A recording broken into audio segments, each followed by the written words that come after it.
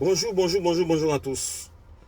Je fais cette vidéo pour montrer à tous ceux qui veulent venir étudier en Belgique quelle est la démarche à suivre.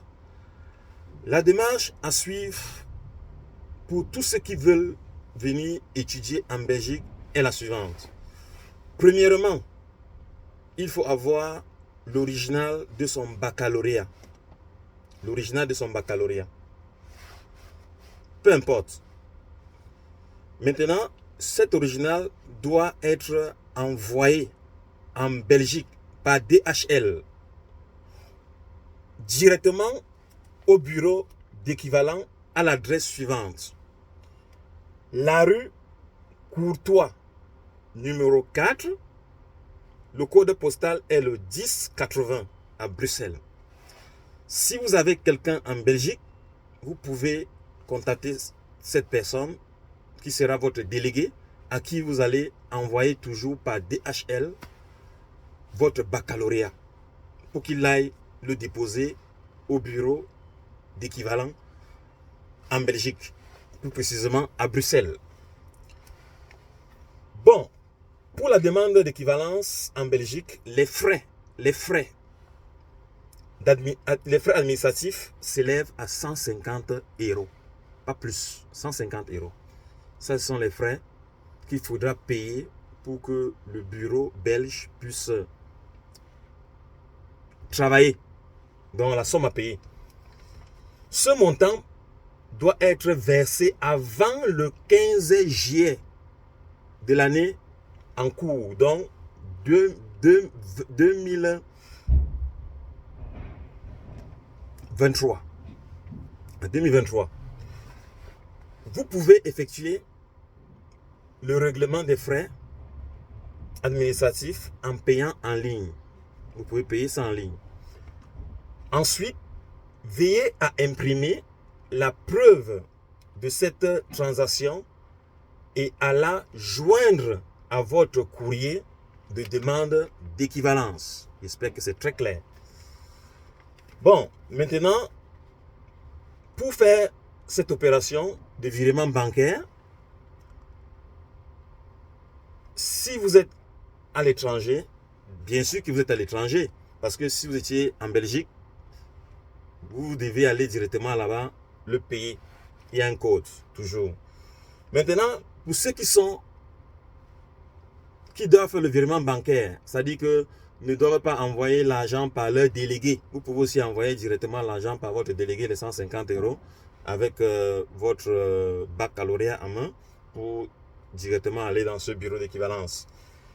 Mais si vous n'avez pas de délégué et que vous voulez payer directement, voici la procédure suivante. Voilà l'IBAN. IBAN BE 39 09 12 11 05 16 19. Je répète, l'IBAN BE 39 09 12 11 05 16 09. Le BIC, code BIC, c'est le G K C C B E B B. Je répète, le BIC G K C C B E B B. Voilà. Le bénéficiaire, c'est le DG, pas le DG, DG, enseignement obligatoire. Ça, c'est celui qui va percevoir l'argent. Là, vous allez mettre à l'entête DG, enseignement obligatoire. Voilà, bon. Et bon, la rue, ça ne vous intéresse pas. Mais si vous voulez quand même la rue de celui qui va percevoir l'argent, la rue est rue A, La Vallée numéro 1, 1080 Bruxelles. Bon, ça, c'est la première étape. Maintenant, la deuxième étape est la suivante. Vous allez maintenant chercher une université ou bien encore une école là où vous désirez aller fréquenter. Maintenant, lorsque vous allez entrer sur le net et vous trouvez l'université, il y a des universités, et puis maintenant, vous allez faire votre choix. Et l'inscription, pas l'inscription, ça dit que la demande se fait en ligne. Et la demande, c'est sur Internet. Et il y a des jours ouvrables. C'est-à-dire que l'université ou bien l'école agréée et l'université agréée, je vous rappelle ici que toutes les universités et toutes les écoles en Belgique ne sont pas agréées. C'est-à-dire que quoi? Ça veut dire que si vous vous inscrivez dans une université qui n'est pas agréée, votre dossier sera rejeté à l'ambassade. Lorsque vous allez déposer votre dossier à l'ambassade, ça sera rejeté. Pourquoi? Parce que l'université ou bien l'école que vous avez choisi n'est pas agréé. Donc, faites très attention. Donc, et puis, je vous explique comment ça se passe. Lorsque vous allez trouver, ce n'est pas que vous allez appeler l'université et vous allez dire nanani, nanana.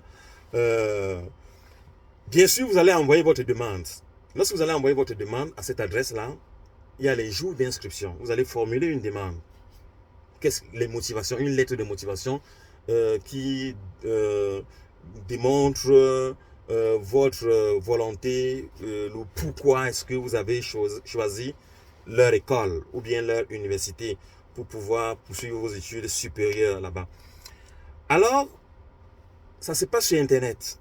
Le jour même, là où vous allez postuler, on va vous donner une date. Ils ont des dates à laquelle vous allez être à la lettre. Si on vous dit par exemple que bon, demain le 20, par exemple, un exemple, demain le 20, vous devez savoir que demain le 20 là, le 20 commence à minuit, 0h01 minute. 0h01 minute, c'est déjà le 20. Vous ne devez même pas dormir ce jour-là. C'est-à-dire que nous sommes par exemple aujourd'hui le 19. Il est pratiquement là, quelle heure là? Bon, il est pratiquement quelle heure? Il est pratiquement ici, en Allemagne, 8h55. C'est-à-dire, si on vous dit maintenant que demain le 20, ça veut dire que c'est à minuit. C'est déjà demain. Minuit d'aujourd'hui, c'est déjà demain le 20. Minuit, 1 minute. Donc, ça veut dire que vous allez postuler en ligne. Si vous postulez maintenant en ligne, on dit que bon, voilà, vous allez apprêter tout. Et puis maintenant, vous allez être là seulement pour le OK, pour l'envoi. Et puis, je vous rappelle que ça serait aussi ouvert. Ça serait aussi ouvert à minuit là. C'est-à-dire, avant minuit, c'est pas ouvert. Vous allez voir l'endroit pour postuler, c'est pas ouvert. C'est là on vous dit entendre la date tel jour. Donc, c'est un peu ça. Et quand vous allez postuler, et si vous entrez maintenant dans les cotes, c'est pas facile, mes amis. C'est pas facile. Si vous entrez dans les cotes, c'est-à-dire votre demande a été acceptée, ça veut dire que vous avez été rapide par rapport aux autres, de postuler, ça veut dire qu'on vous a accepté, on vous a envoyé un accusé de réception dans votre email adresse, par votre email. Et maintenant, la deuxième étape est passée. Maintenant, votre garant, il y a la troisième étape, toujours, qui doit être faite en Europe. Si vous avez quelqu'un au pays qui a la caution bancaire, il va poser de l'argent. Mais le plus fiable, puisque la caution bancaire n'est même pas demandée, c'est plutôt la prise en charge. Pourquoi? Parce que les Occidentaux savent déjà que parfois on peut tripoter avec les banquiers, on augmente, on met l'argent dans son compte, même s'il n'y en a pas, et puis maintenant on gonfle ça et on dépose aussi.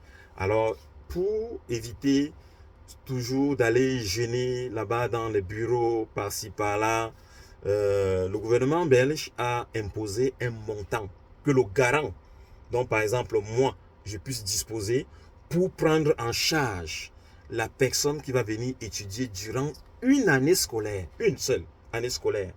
Le garant doit disposer de 2797,32 € net par mois. Net par mois. Je précise bien que ce garant doit avoir cette somme d'argent net par mois, donc ça dit un salaire dans son bulletin de paye. Il doit avoir 2797,32 € que le garant doit posséder chaque mois dans son salaire. Il doit déposer comme ça 3 bulletins de paye pour démontrer. Et ce garant-là, s'il a des personnes en charge, c'est-à-dire enfants ou bien femmes, et qui ne travaillent pas, le montant va augmenter encore. Là, celui qui aura besoin, la question va me demander de combien, je vais regarder et je vais lui dire, je vais lui communiquer. Donc, mais pour une personne seule, le garant doit disposer de ce montant. 2797,32 €. Ça, c'est le montant que le garant doit avoir pour la prise en charge de l'étudiant qui doit venir étudier. C'est-à-dire que lorsque le garant a ce montant, ça signifie que quoi? Ça signifie que l'étudiant qui doit venir étudier à l'ambassade, on ne va plus lui demander là où il va habiter. Parce que il y a déjà quelqu'un qui se porte garant de pouvoir lui prendre en charge, c'est-à-dire la maison. Et puis maintenant, le garant n'est pas obligatoirement, ne peut pas être obligatoirement en Belgique. Il peut être en Allemagne, il peut être en France, il peut être en Suède, il peut être partout dans les 28 pays du Schengen, de l'Union européenne, du Schengen ou bien l'Union européenne. Les 28 pays, parce que l'Union européenne a 28 pays. Donc, ce qui fait donc que le garant doit être un peu, même s'il est en Grèce, il peut le faire, même s'il est au Chypre, ainsi de suite. Mais il y a 2 Chypres, hein? Il y a 2 Chypres, attention.